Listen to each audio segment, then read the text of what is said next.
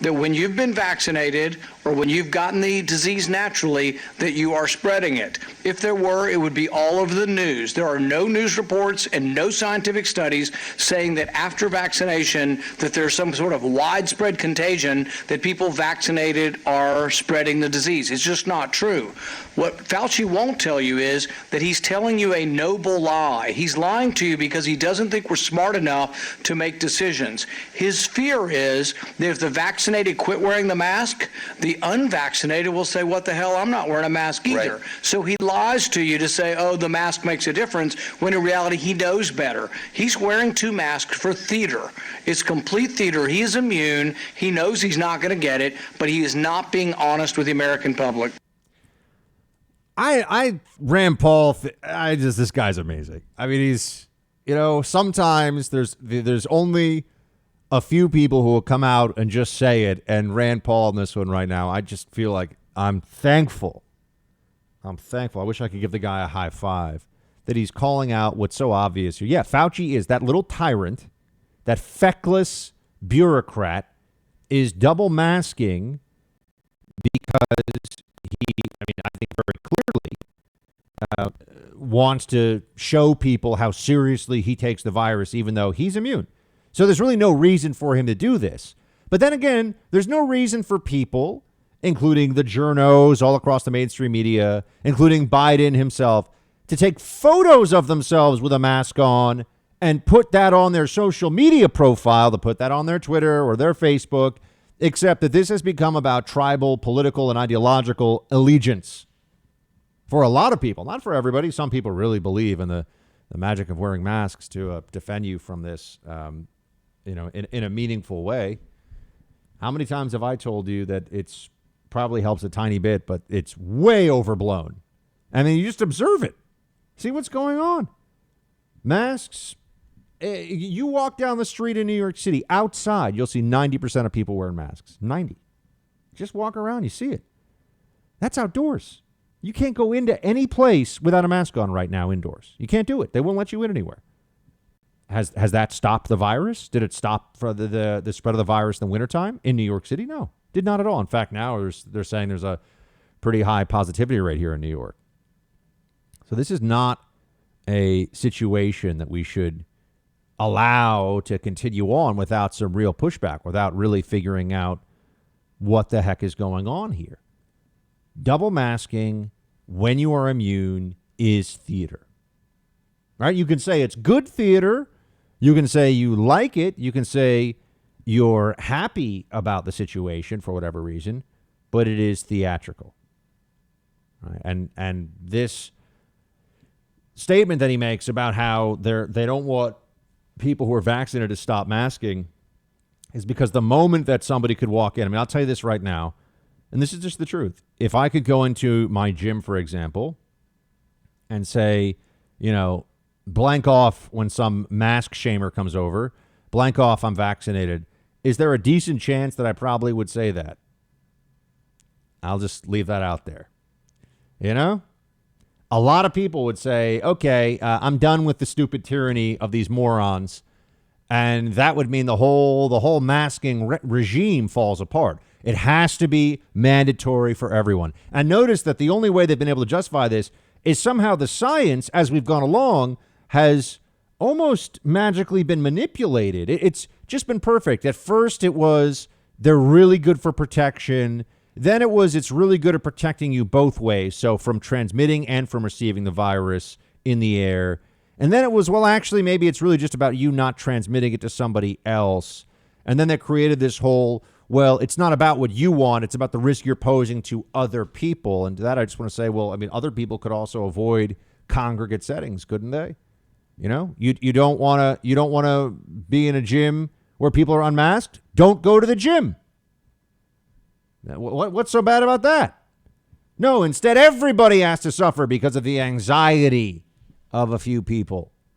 Everybody has to suffer because of the belief that Dr. Fauci is not lying to you about the science when I say lying to you about the science, these are all judgment calls.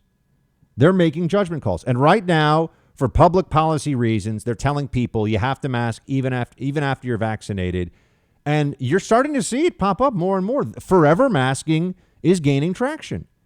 You know, if this works so well, if this protects people so effectively, including from the flu, including from other coronaviruses that are out there, including from, you know, why wait to see what the next pandemic is like? We could stop it in its tracks, they say, which of course is idiocy because you look at what's happened in the last year.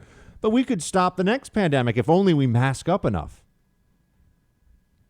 This has turned into a religious belief. That's what this is.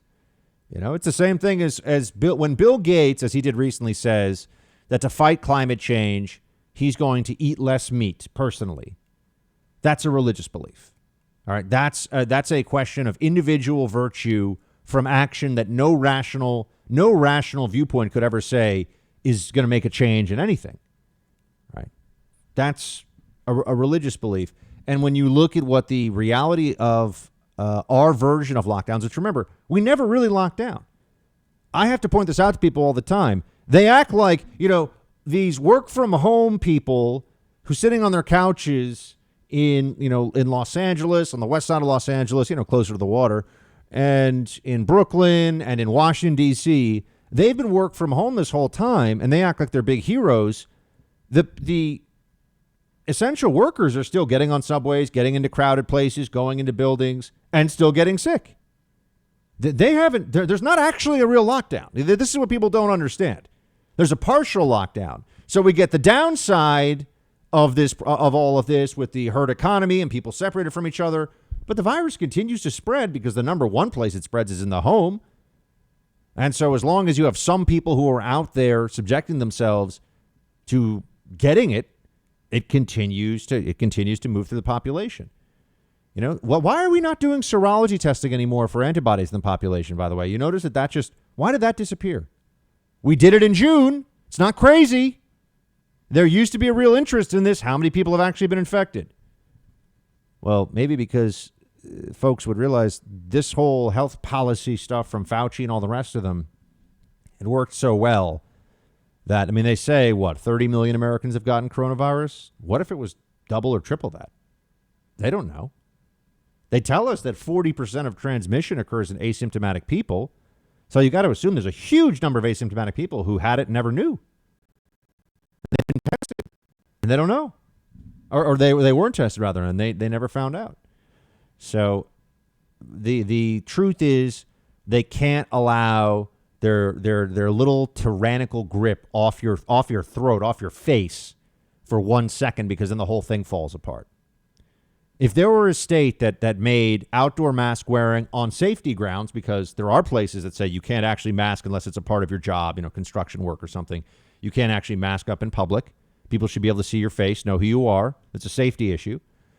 If there were a state that said that they would ban outdoor mask wearing on safety issues and they would ban indoor mask wearing on health issues, it's not good for you to be breathing in, you know, your own whatever you're expelling all the time. And this is not good for a lot of folks. It's not good for your anxiety levels. It's not good for your mental health.